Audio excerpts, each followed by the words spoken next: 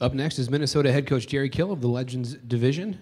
He'll begin his tenure at Minnesota this season with 17 seasons of collegiate head coaching experience, most recently with Northern Illinois, where he led the school to 3 straight bowl games.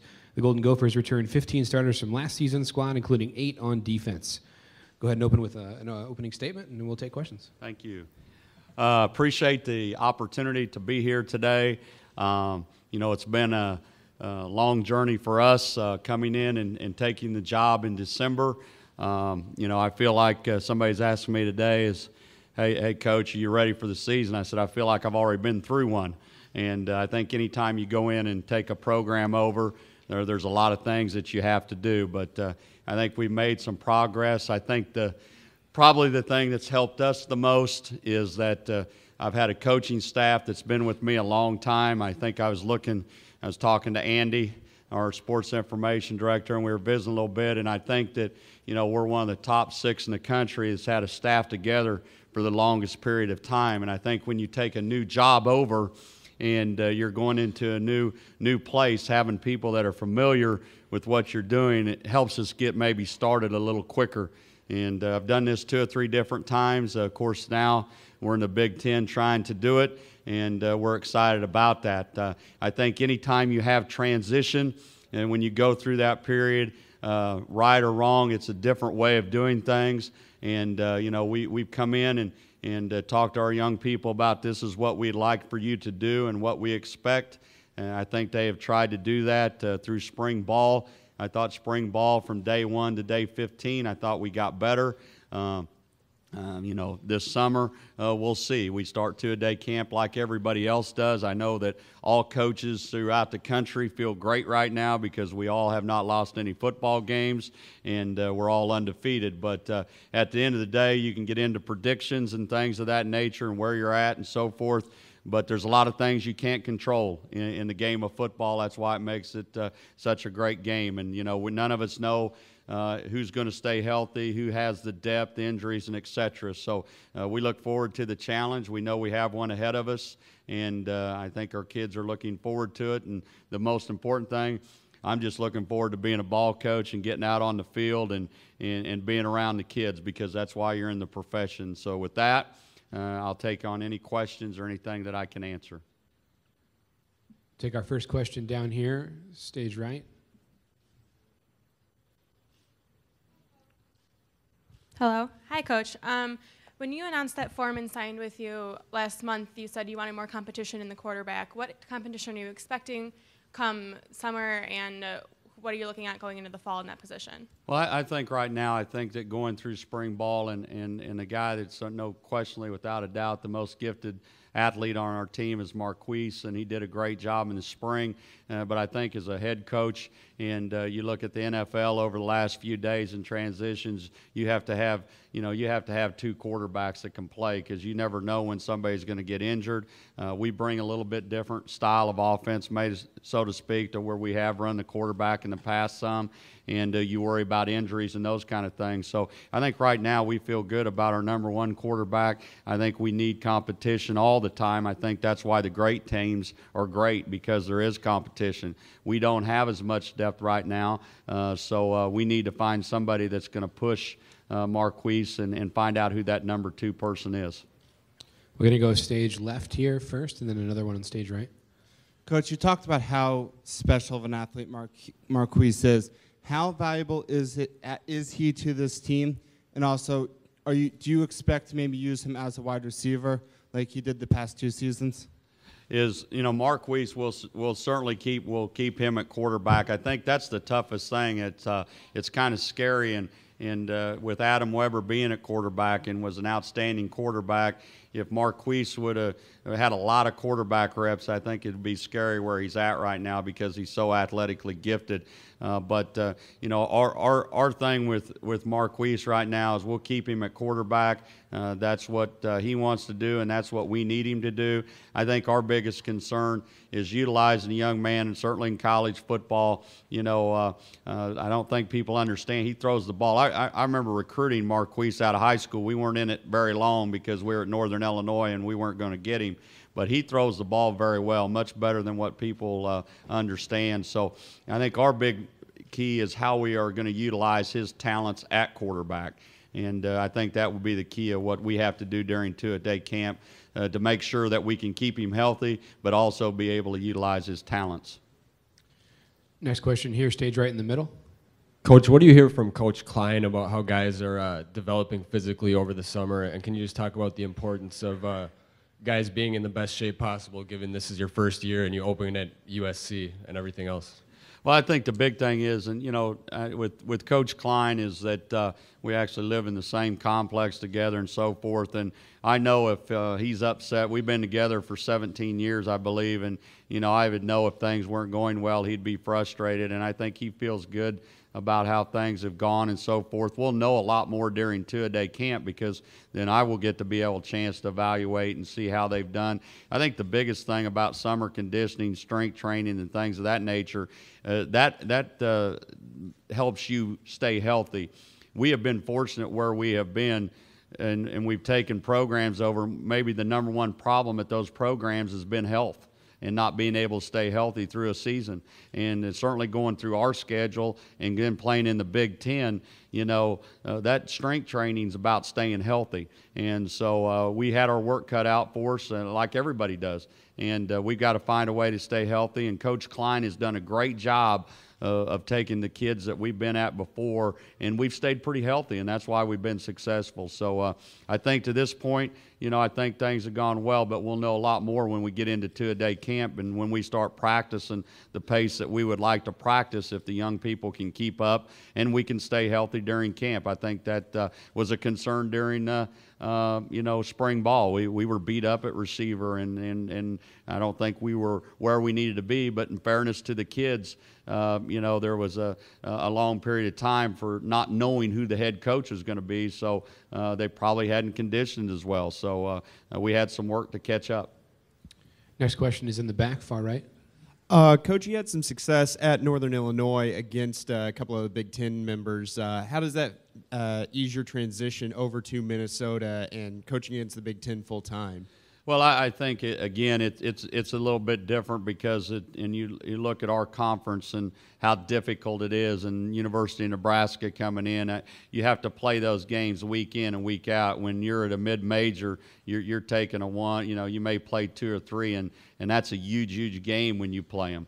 But you're not playing that competition week in, week out, week in, week out. And so that's the difference. And I think that's the thing that, certainly as coaches, we certainly understand. And, I can't, as I've told people before, I can't worry about everybody else in the Big Ten. They are who they are. We have to take care of who we are. And we have a lot of work to do. And if we concentrate on what we need to do, then we'll have an opportunity to have some success. But we've got to take care of business on our part and worry about our team.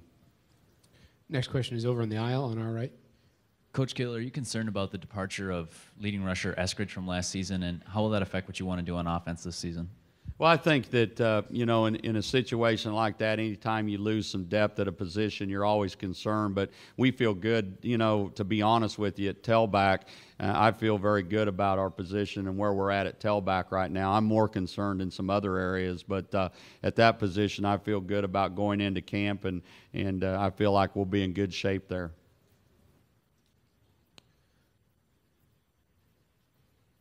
Next question down very front. What are your thoughts on the new Big Ten schedule format, especially when you're in the Leaders Division?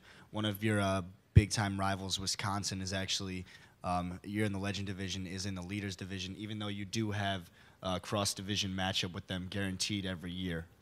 What are your new thoughts on the schedule?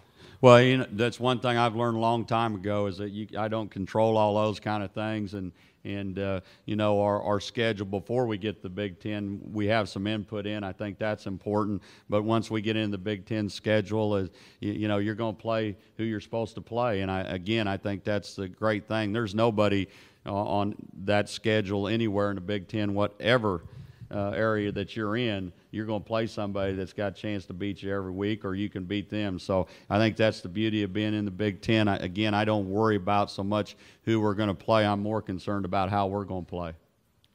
Same side of the room, a few rows back. Coach, I know you haven't played a game yet, but have you found rebuilding a program at the Big Ten level, at the BCS level, to be different than at Emporia and at Southern Illinois? Is it more difficult, and what's the biggest difference been? Well, this is about, I think this is 1, 2, 3, 4, the 5th time that we've had the opportunity to do it. It's pretty much all the same, and I think if somebody came in from a business and they came in and evaluated something over 6 months, they would evaluate it the same way. Or if I walked into a business, I think when there's certain things that you want to do better and so forth, you know, it's pretty much the same. So all the things that through my 5 or 6 months that I've been at the University of Minnesota is the same problems that we had at the other places. Now we've got to fix them. And, you know, that comes with, I've got to be able to sell the vision to our program, our fans, the athletic department, our president. This is where we're at. This is what we need to do, and this is how we need to get there.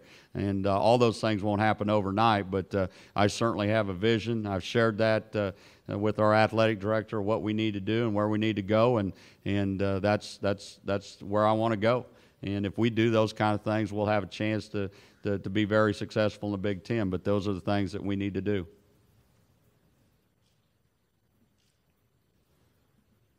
Floor is open right now. We have time for a few more questions. Right over here. When it comes to recruiting student athletes in the future, what type of athlete are you looking for specifically to adapt to your style of football? Is it a little bit faster than what Minnesota's had in the past, a little bigger? I guess I'm speaking more generically, but what type of athlete are you looking for that fits your profile of what you have for your program? I think it's more so what fits the state of Minnesota's profile, and you know, and we've got to get a situation where we got to get a football team that reflects the state of Minnesota and also our university from an academic standpoint to an athletic standpoint, and so I think we have to. And then you talk about what we do, and I think we're always into through my past is that we're always looking for speed. I think everybody that's out here saying, hey, you want to get players that can run and so forth. But I think more importantly is making sure that you get players that fit the state of Minnesota, that want to be in the state of Minnesota and understand what we're trying to do. And so I think in an overall spectrum, I don't think we're any different than anybody else. If you wanted to say what would you like to look like, and you know, we would like to look like we did at Northern Illinois. We had some athletic kids that can run and were skilled and can make some plays and went to class. We had one of the highest APRs in the country. That's what we'd like to do at the University of Minnesota. You look at a guy that I've known a long time, Gary Patterson, who we kind of grew up in the profession together at TCU. Very similar philosophy. I think you kind of come from the coaching tree you come from, and I'm along that line. So you know, that's what we'd like to look like in the Big Ten. Our next question is on the stage left side. Coach, this team struggled defensively last year. Through spring ball, what have you seen improvement in? If you've seen the improvement, in which area specifically? Well, I think we've struggled on defense, you know, for a while, and you know, we always say, what's the answers and those things. I can't speak on the past. I can only speak on the future of the thing. And I think the number one thing, as far as we're concerned on defense in the spring, is we got to make sure we get people in the right places. You know, we base out of a 4-3 defense, and you know, we'll do different things out of that particular defense. But I think that everywhere we've gone, I've had the same coordinator for many years, and we've been able to get better on defense fairly quickly. And most of it's because we've been able to get people in the right place. And usually when you look at defensive football and when big plays happen, you get somebody that's not doing what they're supposed to, or you miss tackles, things of that nature. So I think the big key for us to make sure our young people understand the defensive scheme that we've got in front of them. Are we going to be able to be exactly like we would like to be right off the bat? Probably not, because we don't want to ask kids to do something that they can't do. I think the critical thing in coaching is take what you have, the kids you have, and make sure you give them a chance to be successful. So I think that's what we have to do defensively. I think from practice 1 in spring ball to practice 15, there was a huge amount of difference. You got to buy into the team philosophy. It can't be about I, and we live in an I society sometimes, but we have to understand that it's team defense. And we've been able to do that where we've been before. Sometimes that happens quicker when the kids buy in quicker. Sometimes it's slower, but hopefully through hard work during two-a-day camp and what we accomplished in the spring, we can play better defense. And I will tell you this, is that you cannot win unless you play good defense. It doesn't matter what level. You got to be able to play great defense, and you got to be able to run the ball. I believe that with all my heart. Time for one more. It's over here on the same area. We heard a previous coach today say, and he's about to enter his first year, and he was saying he doesn't really want to watch last year's film.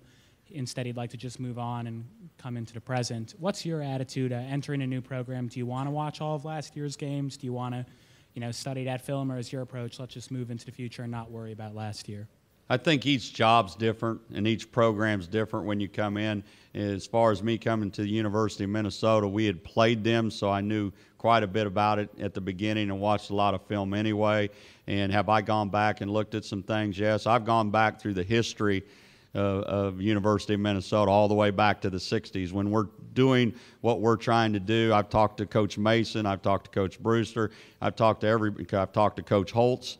I mean, we have gone back, we're trying to get this thing going in the right direction. To me, you have to go back to those people to see where we're at, what we need to do, and they're all a part of it. As I've said all along, Coach Kill won't be able to take Minnesota where we need to go. It's going to take a group of people, and we certainly have some passionate fans and passionate people want to see it go that way. So we probably have, and again, maybe a different situation, we have looked at some of that stuff to see where we need to go. All right, thanks very much. Thank you.